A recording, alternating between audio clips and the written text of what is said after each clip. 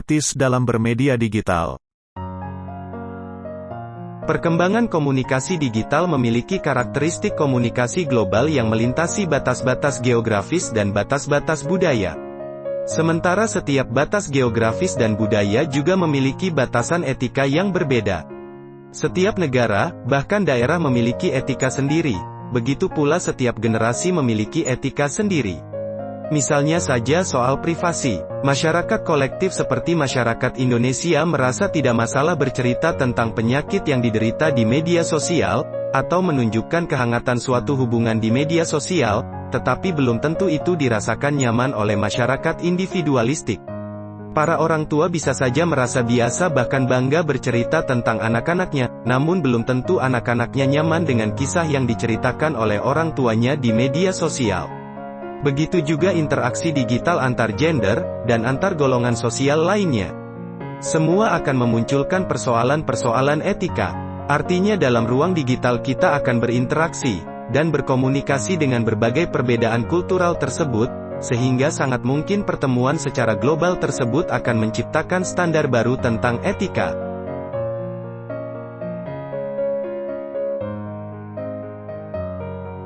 Apa itu etika digital? Etika digital adalah kemampuan individu dalam menyadari, mencontohkan, menyesuaikan diri, merasionalkan, mempertimbangkan, dan mengembangkan tata kelola etika digital dalam kehidupan sehari-hari. Bahwa pada saat menggunakan digital perlu menggunakan sikap atau perilaku yang etis demi kebaikan bersama.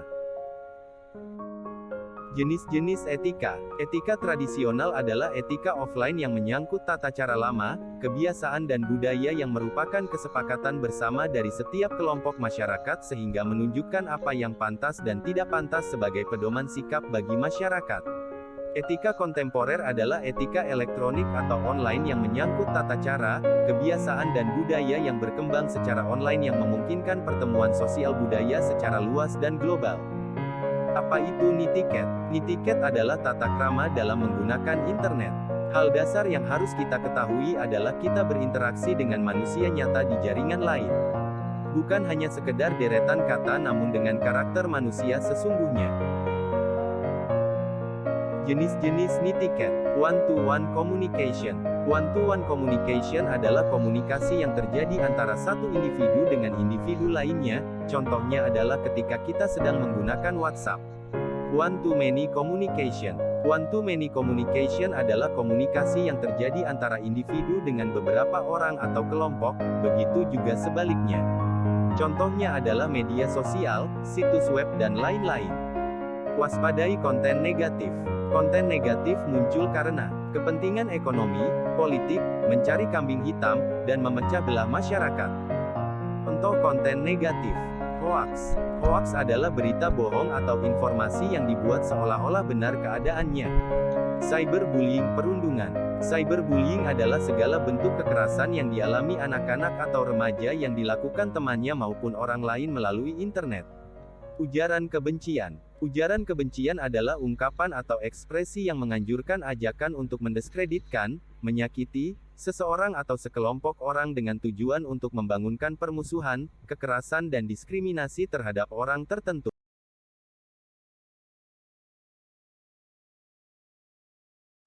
Interaksi bermakna di ruang digital.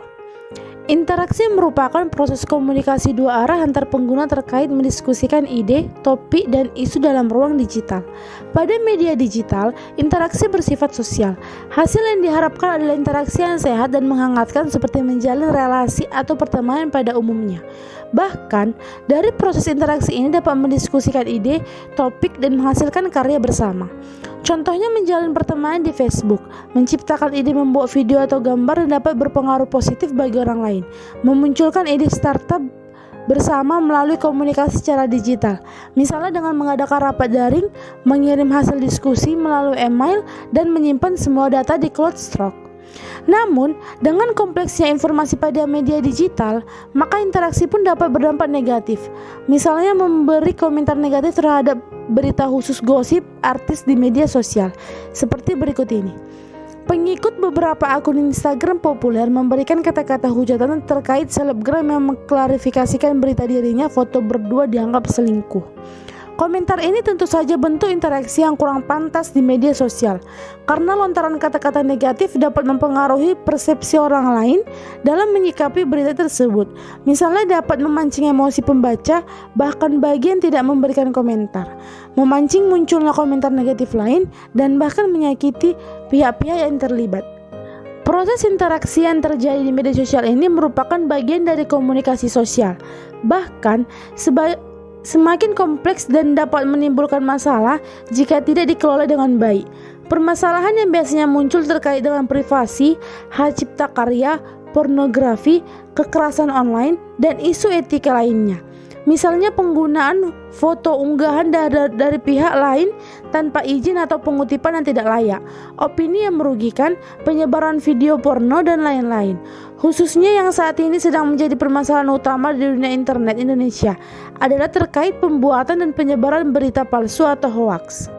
Sifat media digital yang user-generated content, yaitu siapapun dapat memproduksi konten dalam berbagai bentuk, atau audio, video, gambar, teks, dan menyebarkannya di media. Hal ini menjadi dilema bagi pengguna dalam partisipasi di media digital, karena karya kreatif di media sosial itu baik, namun jika tidak diimbangi dengan pengetahuan, etika, dan tanggung jawab sosial yang tinggi, maka hasilnya dapat menjadi negatif, sehingga dibutuhkan peningkatan kompetensi terkait interaksi, partisipasi, dan kolaborasi aktif di ruang digital. Berinteraksi dan bertransaksi secara bijak. Etika berinteraksi di aplikasi percakapan. Pertama, menjaga privasi satu sama lain, tidak memberikan nomor orang lain pada siapapun tanpa izin. Kedua, apabila mengontak orang lain yang belum mengenal kita sebelumnya, sebaiknya didahului dengan perkenalkan diri. Jangan pernah berputus asa dan merasa kurang maksimal dalam menggunakan dunia digital. Karena dunia digital sangat kita butuhkan dalam sehari-hari, dari hal yang paling mudah hingga hal yang paling sulit. Hal itu membuktikan begitu besarnya peran dunia digital pada masa sekarang, sebagaimana kita harus melek digital, walaupun mungkin saja dari kita banyak yang gaptek atau kurang mengenal digital, mulailah dari sekarang.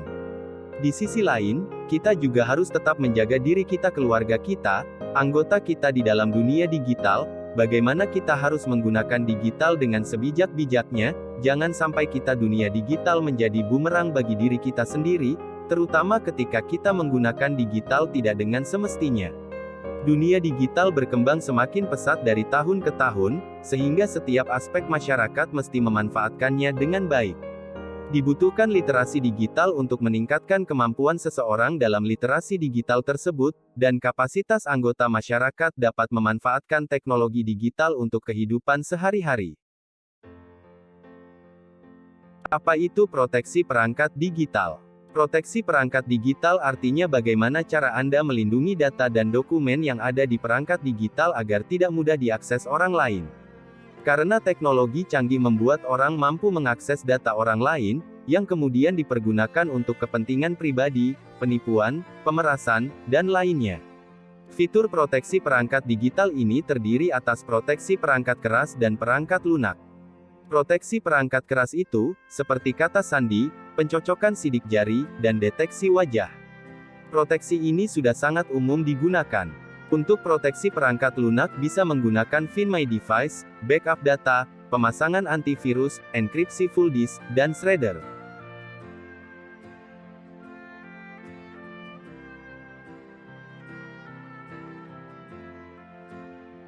Sebagai pengguna platform digital, kita pasti menyimpan dan mengelola identitas digital dan data pribadi ke dalam platform tersebut. Persoalannya, perlindungan terhadap identitas digital dan data pribadi ini masih jadi persoalan di berbagai belahan dunia. Apalagi, belum semua negara, termasuk Indonesia, mempunyai regulasi yang mengatur perlindungan data pribadi supaya hak warga negara di dunia digital bisa dijamin aspek hukumnya. Data pribadi yang bocor dan akun yang diretas adalah contoh ancaman keamanan digital yang bisa membuat identitas digital dan data pribadi bisa dimanfaatkan pihak lain untuk beragam kepentingan di luar pengetahuan penggunanya serta ada kemungkinan merugikan penggunanya. Apa yang harus kita lakukan untuk menjaga identitas digital kita? Berikut ini memberikan 3 langkah yang bisa dilakukan dalam melindungi identitas digital kita.